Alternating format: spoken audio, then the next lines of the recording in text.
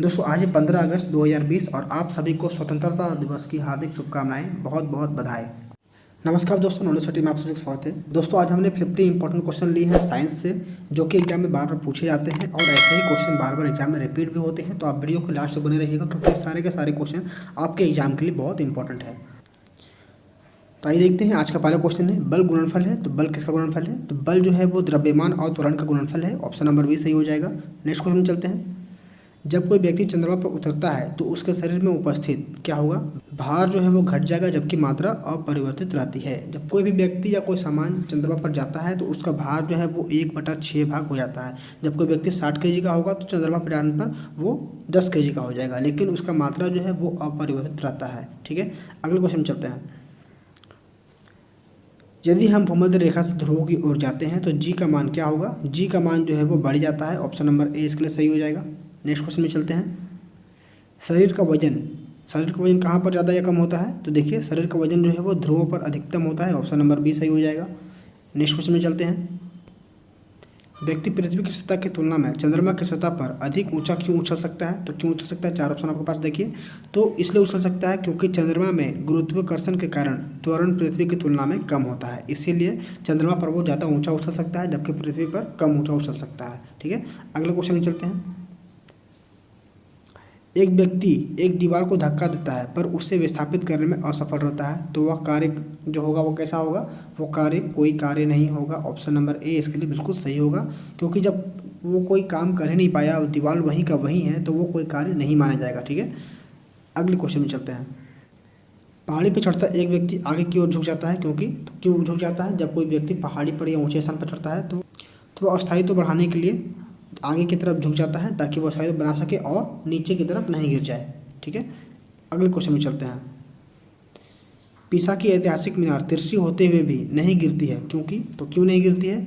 क्योंकि इसके गुरुत्व केंद्र से जाने वाली ऊर्ध्वाधर रेखा आधार से होकर आती है, इसलिए पीसा की मीनार जो है वो तिरछी होते हुए भी नहीं गिरती है। अगले क्वेश्चन में चलते हैं। जाड़े की रातों में अत्यधिक ठंड पड़ने पर पानी की पाइप फट जाती है, क्यों फट जाती है? क्योंकि जमने के बाद पानी कठोर हो जाता है, अतः उसकी यह कठोरता पाइप को तोड़ देती है। देखिए होता क्या है, जब ठंडा के दिनों में पाइप जो होता है उसमें थोड़ा सा पानी रहता है अंदर की तरफ। ठीक है, तो जो जम जाता है और आयतन जो है वो बढ़ जाता है, इसीलिए पाइप जो है फटने लगता है। नेक्स्ट क्वेश्चन में चलते हैं। पानी से डोट लगी बोतल जमने पर टूट जाएगी, क्योंकि देखिए इसमें भी वही बात है, जमने पर जो आयतन है वो बढ़ जाता है, इसीलिए बोतल भी टूट जाता है। जल के आयतन में क्या परिवर्तन होगा यदि तापमान 9 डिग्री सेल्सियस से गिराकर 3 डिग्री सेल्सियस कर दिया जाए? तो ये क्या होगा? पहले आयतन घटेगा और बाद में बढ़ जाएगा। ऑप्शन नंबर सी सही हो जाएगा। अगले क्वेश्चन में चलते हैं। नेक्स्ट क्वेश्चन है, एक झील में तैरने वाली इस्पात की नाव के लिए नाव द्वारा विस्थापित पानी का भार कितना होगा? तो नाव के उस भार के बराबर होगा जो झील के पानी की सतह के नीचे है। ठीक है, तो ऑप्शन नंबर सी इसके लिए बिल्कुल सही हो जाएगा। अगले क्वेश्चन में चलते हैं।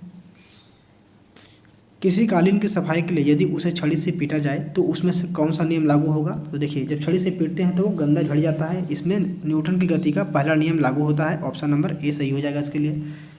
नेक्स्ट क्वेश्चन में चलते हैं। सड़क पर चलने की अपेक्षा बर्फ़ पर चलना कठिन है, तो बर्फ़ पर क्यों कठिन है चलना? तो बर्फ़ में सड़क की अपेक्षा घर्षण कम होता है, इसलिए बर्फ़ में चलना कठिन होता है। ऑप्शन नंबर डी सही हो जाएगा इसके लिए। नेक्स्ट क्वेश्चन में चलते हैं। रोड़ी युक्त सड़क की तुलना में बर्फ़ पर चलना कठिन होता है, क्यों कठिन होता है? देखिए, इस क्वेश्चन के अनुसार ऑप्शन नंबर बी हो जाएगा। पैर तथा बर्फ़ के मध्य घर्षण बल रोड़ी एवं पैर के मध्य घर्षण बल की तुलना में कम होता है, इसलिए बर्फ़ पर चलना कठिन होता है रोड़ी युक्त सड़क की तुलना में। ठीक है, अगले क्वेश्चन में चलते हैं। अगला क्वेश्चन, लकड़ी के सिलेंडरकार पात्र बैरल जो होता है को खींचने की जगह लुढ़काना आसान होता है, क्योंकि लुढ़कन की अवस्था में जो है घर्षण बल फिसलन अवस्था में घर्षण बल की तुलना में कम होता है, इसीलिए इसे लुढ़का कर ले जाना ज़्यादा आसान होता है। ऑप्शन नंबर बी इसके लिए सही हो जाएगा। नेक्स्ट क्वेश्चन में चलते हैं। नेक्स्ट क्वेश्चन है, एक नदी में चलता हुआ जहाज जब समुद्र में आता है तब जहाज का स्तर क्या होगा? तो जहाज का स्तर थोड़ा सा ऊपर आ जाएगा। क्यों आएगा? क्योंकि समुद्र में जल का घनत्व अधिक होता है, इसलिए थोड़ा सा ऊपर आ जाएगा। नेक्स्ट क्वेश्चन देखिए। लोहे की कील पारे में क्यों तैरती है जबकि यह पानी में डूब जाती है? आसान सा क्वेश्चन है। तो लोहे का घनत्व जो पानी से अधिक होता है तथा पारे से कम होता है, इसीलिए लोहे की कील जो है वो पानी में डूब जाती है और पारे में तैरने लगती है। ठीक है, अगले क्वेश्चन में चलते हैं। अगला क्वेश्चन आपका देखिए, जब एक ठोस पिंड को पानी में डुबोया जाता है तो उसके भार का ह्रास होता है, यह ह्रास कितना होता है? तो ये भार जो है विस्थापित पानी के भार के बराबर होगा। ऑप्शन नंबर ए इसके लिए सही हो जाएगा। ठीक है, नेक्स्ट क्वेश्चन देखिए। नेक्स्ट क्वेश्चन है, बर्फ पानी में तैरती है परंतु एल्कोहल में डूब जाती है, क्योंकि तो क्यों डूब जाती है? क्योंकि बर्फ जो है वो पानी से हल्की होती है जबकि एल्कोहल से भारी होती है। ठीक है, यही कारण है कि बर्फ जो है वो पानी में तैरती रहती है और एल्कोहल में डूब जाती है। नेक्स्ट क्वेश्चन देखते हैं, स्टील की गोली पारे में तैरती रहती है क्योंकि पारे का घनत्व जो है स्टील की अपेक्षा अधिक होता है, इसीलिए स्टील की गोली जो है वो पारे में तैरती है। नेक्स्ट क्वेश्चन देखिए, एक लोहे की गेंद पारद या मरकरी से भरी बाल्टी में गिराई जाए तो क्या होगा? तो पारद या पारा एक ही बात है। ठीक है, तो यह पारे की सतह पर तैरेगी। ऑप्शन नंबर बी इसके लिए सही हो जाएगा। नेक्स्ट क्वेश्चन देखते हैं। अगला क्वेश्चन है, किस तापमान पर जल का घनत्व अधिकतम होता है? तो आप सभी को पता है 4 डिग्री सेल्सियस पर जल का घनत्व कितना होता है? सबसे अधिक होता है। ठीक है, अगला क्वेश्चन देखते हैं, वस्तु की मात्रा बदलने पर इनमें से क्या अपरिवर्तित रहेगा? तो कौन सा चीज़ है इसमें से जो कि बदलेगा नहीं? तो घनत्व जो है वो वही रहेगा। वस्तु की मात्रा बदल दिया जाए तब भी घनत्व वही रहता है। ठीक है, अगला क्वेश्चन देखिए। नेक्स्ट क्वेश्चन है, तैराक को नदी के मुकाबले समुद्री पानी में तैरना आसान क्यों रहता है? तो इसलिए आसान रहता है क्योंकि समुद्र पानी का घनत्व जो साधारण पानी से ज़्यादा होता है, इसीलिए समुद्र में तैरना नदी के मुकाबले आसान होता है। ठीक है, अगला क्वेश्चन देखिए, बादल किस कारण से वायुमंडल में तैरते हैं? तो बादल जो है वो अपने निम्न घनत्व के कारण वायुमंडल में तैरते रहते हैं। ऑप्शन नंबर बी इसके लिए सही हो जाएगा। नेक्स्ट क्वेश्चन देखिए, समुद्र में प्लवन करते आइसबर्ग का कितना भाग समुद्र की सतह से ऊपर रहता है? तो समुद्र की सतह के 1/9 भाग ऊपर रहता है जबकि 1/10 भाग पानी के नीचे रहता है। ठीक है, अगले क्वेश्चन में चलते हैं। नेक्स्ट क्वेश्चन देखिए, बांध के नीचे की दीवार मोटी बनाई जाती है तो क्यों बांध का जो नीचे का दीवार था वो थोड़ी सी मोटी बनाई जाती है? तो इसलिए मोटी बनाती है क्योंकि गहराई बढ़ने पर द्रव का जो दाब होता है वो बढ़ जाता है, इसलिए बांध की दीवार जो है मोटी बनाई जाती है। नेक्स्ट क्वेश्चन देखिए, बर्फ पर स्केटिंग करना प्रदर्शित करता है कि दाब बढ़ाने पर बर्फ का गलना क्या होता है? वो घट जाता है। ठीक है, ऑप्शन नंबर बी इसके लिए सही हो जाएगा। नेक्स्ट क्वेश्चन देखिए, चौराहे पर पानी के फुहारे में गेंद नाचती रहती है क्योंकि पानी का वेग अधिक होने पर दाब जो है वो घट जाता है, इसीलिए चौराहे पर फुहारे में जो है गेंद नाचती रहती है। ऑप्शन नंबर ए इसके लिए सही हो जाएगा। नेक्स्ट क्वेश्चन देखिए, अगला क्वेश्चन है, भारी हिमखंड शीर्ष की अपेक्षा निचले तल पर पिघलता है क्योंकि निचले तल पर दाब अधिक होने के कारण गलनांक घट जाता है। ऑप्शन नंबर बी इसके लिए सही हो जाएगा। अगला क्वेश्चन देखिए, दलदल में फंसे व्यक्ति को लेट जाने की सलाह दी जाती है। तो क्यों दी जाती है दलदल में फंसे व्यक्ति को लेट जाने की? क्योंकि क्षेत्रफल अधिक होने से दाब जो है वो कम हो जाता है, इसलिए वो जब वो लेट जाएगा तो क्षेत्रफल अधिक हो जाएगा, जबकि खड़ा रहने पर वो सिर्फ अपने जो पैर का जो तालू होता है उसका ही क्षेत्रफल कवर कर सकता है, जबकि वो लेट जाए तो क्षेत्रफल ज़्यादा हो जाएगा और दाब कम हो जाएगा। ऑप्शन नंबर ए इसके लिए बिल्कुल सही हो जाएगा। नेक्स्ट क्वेश्चन देखिए, बर्फ़ के 2 टुकड़ों को आपस में दबाने पर टुकड़े आपस में चिपक जाते हैं क्योंकि दाब अधिक होने पर बर्फ़ का गलना कम हो जाता है या घट जाता है। ऑप्शन नंबर ए इसके लिए भी सही हो जाएगा। अगला क्वेश्चन देखिए, अगला क्वेश्चन है, प्रायः तेज आंधी पर फूस या टीन की हल्की छतें उड़ जाती है क्योंकि छत के ऊपर बहने वाली उच्च वेग जो है वायु की सतह पर दाब उत्पन्न करती है, जबकि छत के नीचे दाब जो है वह सामान्य रहता है, इसीलिए छत उड़ जाती है। तो ऑप्शन नंबर सी इस क्वेश्चन के लिए बिल्कुल सही हो जाएगा। नेक्स्ट क्वेश्चन देखिए दोस्तों, अगर आपको वीडियो अच्छा लग रहा हो तो लाइक जरूर कर दीजिएगा, और अगर आपको समझ में नहीं आए तो एक बार फिर से देख लीजिए, आपको समझ में आ जाएगा। ठीक है, नेक्स्ट क्वेश्चन देखते हैं, रेल की पटरी के नीचे लकड़ी या कंक्रीट की चौड़ी पट्टियाँ लगाई जाती है, जिससे क्या होगा?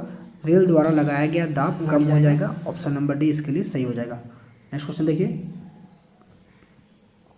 पहाड़ों पर कभी कभी व्यक्तियों के नाक व मुंह से खून निकलने लगता है, तो क्यों ऐसा होता है? तो क्योंकि ऊंचाई बढ़ने के साथ वायुमंडलीय दाब जो है वो है, इसलिए नाक या मुंह से खून आने लगता है। ऑप्शन नंबर डी इसके लिए सही हो जाएगा। नेक्स्ट क्वेश्चन देखिए, हवाई जहाज में फाउंटेन पेन से स्याही बाहर निकल जाती है, तो क्यों ऐसा होता है? क्योंकि ऊंचाई बढ़ने पर वायु दाब में कमी आती है, वही बात है। ऑप्शन नंबर ए इसके लिए भी सही हो जाएगा। नेक्स्ट क्वेश्चन देखिए, यदि पृथ्वी का द्रव्यमान वही रहे और त्रिज्या 1% कम हो तो पृथ्वी के तल पर जी का मान क्या होगा?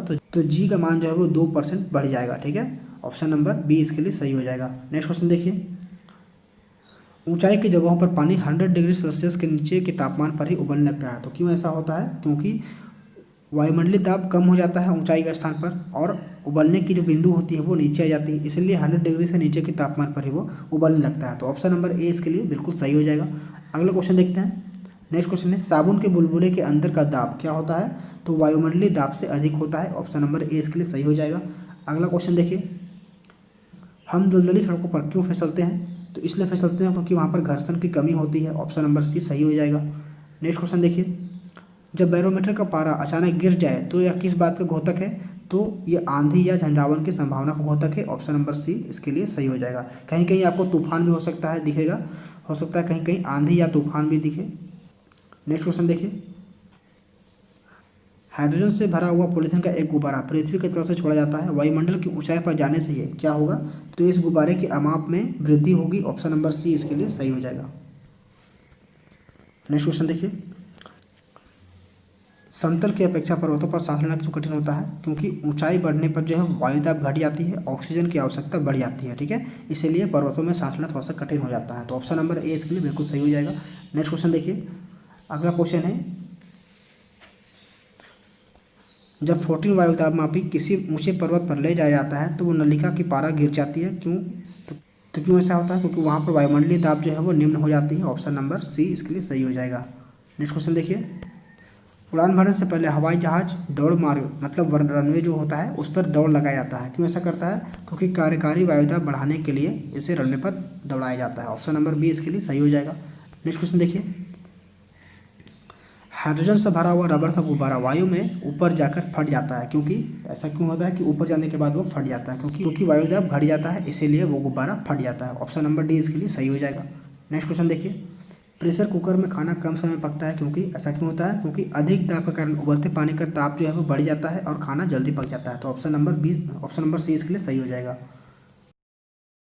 अगला क्वेश्चन देखिए, सूर्य पर ऊर्जा का निर्माण किसके द्वारा होता है? तो सूर्य पर ऊर्जा का निर्माण जो है नाभिकीय संलयन के द्वारा होता है। ऑप्शन नंबर बी इसके लिए सही हो जाएगा।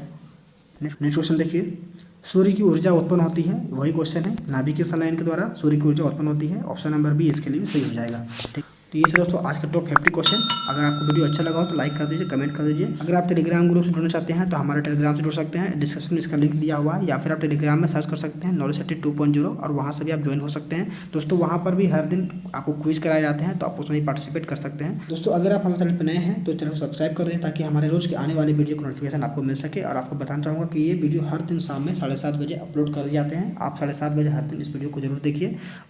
तो आज की वीडियो में बस इतना ही, मिलते हैं अगले वीडियो में बने रहने के लिए धन्यवाद। दोस्तों आज है 15 अगस्त 2020 और आप सभी को स्वतंत्रता दिवस की हार्दिक शुभकामनाएं, बहुत बहुत बधाई।